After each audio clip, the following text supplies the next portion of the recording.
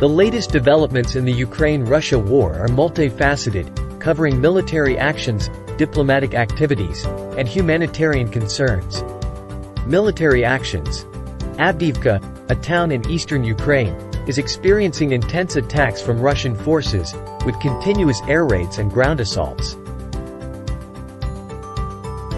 The town's pre-war population of 32,000 has dwindled to fewer than 1,400, with the defense lines holding despite the severe situation.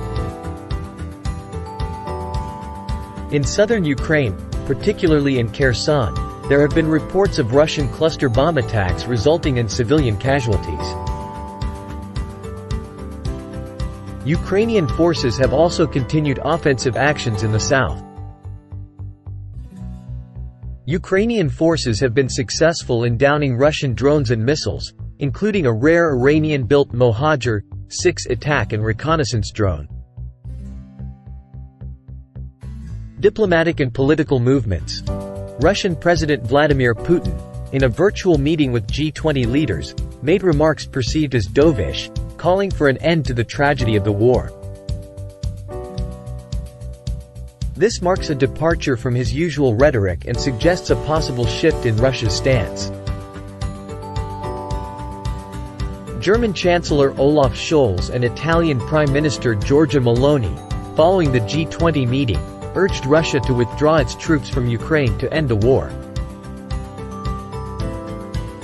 A 20-nation coalition, led by Germany and France, has been formed to boost Ukraine's air defenses, indicating continued and growing international support for Ukraine.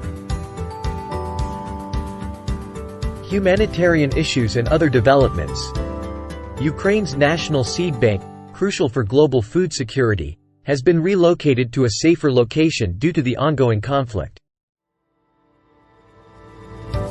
There are allegations of a significant number of Ukrainian children being transferred from Russia-occupied regions of Ukraine to facilities in Belarus for re-education and military training, implicating Belarusian President Alexander Lukashenko in the process.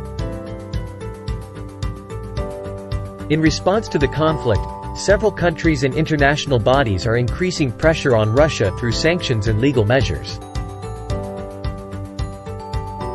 For example, the U.S. has imposed sanctions on UAE firms for transporting Russian oil above a price cap, and Switzerland has joined calls for a tribunal to address Russia's aggression against Ukraine. This summary reflects the complexity and evolving nature of the conflict, with significant developments in military engagements, international diplomacy, and humanitarian concerns.